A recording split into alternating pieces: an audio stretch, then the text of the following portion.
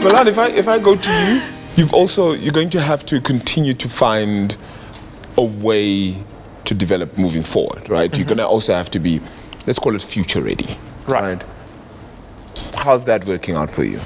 So I think what's interesting about what both of you were saying now is like meaning matters, right? So I think I've very rarely met individual people who don't care a lot about what they do and that it matters.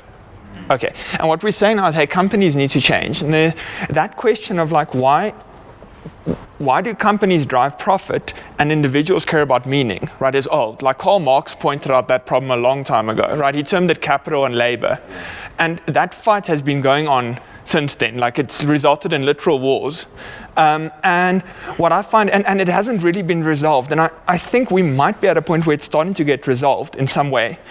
And the reason I say this is if you talk to OfferZen's clients, the companies using us to hire, most of them say their biggest challenge is finding the right talent, the right people to drive their mission forward. It is not the capital to drive their growth. And that is new. In human history, that inversion has never happened before, I think. And so the individuals have power. And I think if you look at a company, there is no single person there saying, I don't care about meaning, I don't care about what I do, I want to drive profits. But the way the system works is that like return on capital is the thing you can easily measure. And if it's the limiting factor in growth, that's the thing people optimize for. But if talent becomes the main thing, then you cannot be a business unless what you do matters, because otherwise you can't have the people who make it. Wow. That would be my view. That switch That's a really good point, is the thing.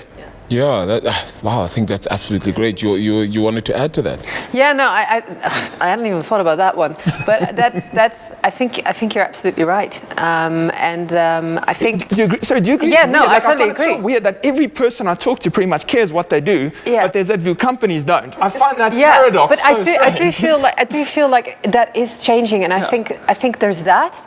I feel like the way that businesses are organized, if they want to innovate, they need to create more sort of distribution of decision making. Like you can't be making the decisions in the top about what kind of product we should be putting out there and then just expecting a team of developers and designers to make that product. No.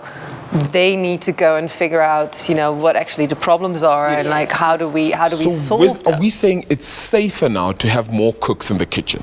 Because that's what it depends. Almost feels you like. got to figure out how you make the cooks work together. 100%. And that is actually one of our big challenges. But one of the other ones is actually, not saying we've got challenges finding people, but it's finding good people that fit into those structures, fit into the culture, help us keep that going as we're scaling up, and that align to your vision. And that are aligned to our vision. One of our key steps in our recruiting process is a culture interview, and lots of people go through everything flying, and then they, down on the floor on the culture interview. Sure. It's we don't want. We call them actually what's the word, like talented terrors. You don't want talented terrorists because we need it. That would have been great in a time where people had like, here's your task, and go and do your task, and you're the best at it. But if you want teamwork, that does not work. Davina, I'm going to give you sort of a last word, so to speak, on this one. We've understood that we have a changing future even, right? Yes, change is now, but even the future is going to change from what we think it might be and become. And as an institution that's going to be a part of people's lives, you kind of have to find your plug point too in all of that.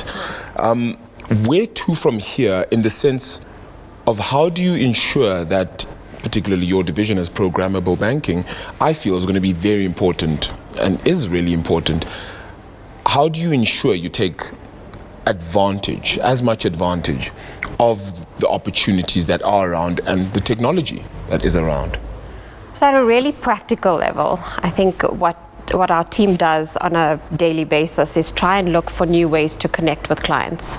So if you think about it, the traditional way that you would interact with a bank or a company in general would be, in the olden days, it would be via phone, at Investec, you call your private banker or you call your banker, and then it became the website, and then it became the mobile all of this, app. were we faxing? We were faxing and emailing, but I'm young and I didn't know what a fax was.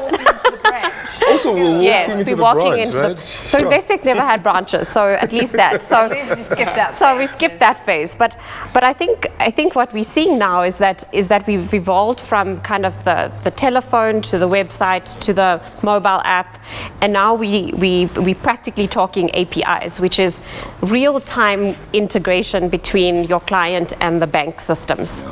So that's at a very practical level around saying, how do you kind of evolve the way people connect? And I always say, like, people go, what is an API? And, it's all about tech. And for me, it's really just about how are we evolving the way our clients connect to us as a bank? And how are we making the responses immediate? Because that is the power, I think, of how we're going to go into the future. I think and that's at a practical, programmable banking level. But for me, programmable banking and APIs are not really, that's not the why. The why we're doing it is I think that we are a bank, and we acknowledge that. Yeah. And for me, it's not about becoming a tech company, but it's about using technology that's going to really harness the brain power of everyone. So any company is limited by resources and capital and talent, as Milan was saying. So I think we would be arrogant to think that all the software developers that we hire at Investec, or all the people that we hire at Investec, are the smartest people and are the people that are going to come up with the best solutions.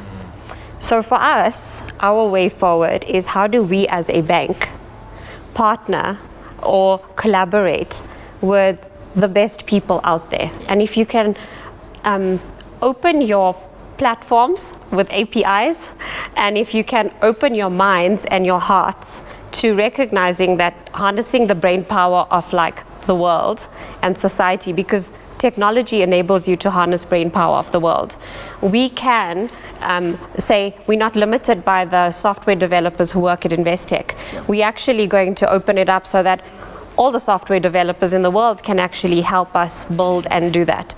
So I think it's about creating that open system. Sure. That gives not only the bank access to unlimited talent, but that allows the unlimited talent to have access to bank assets that were traditionally like very closed. Yeah, very closed off actually. So that to me is where we should be thinking. Whew. There's a lot to chew on here. Again, thank you so much for the time. Really, really appreciate it, guys. So it really is important then to understand that the changing times aren't going to stay the same now or into the future. It means that we're going to have to develop just as much as we've developed over the past couple of months already, if not a few years really. Everything has moved so quickly. It's time to perhaps catch up, but it's also time to take in and realize that you're not going to always drive the change. Maybe you need to accept it and develop that change even further. So that's what we'll hopefully try to do here. It is all programmable, isn't it? Well, thank you so much for joining us on this Investec Lunch.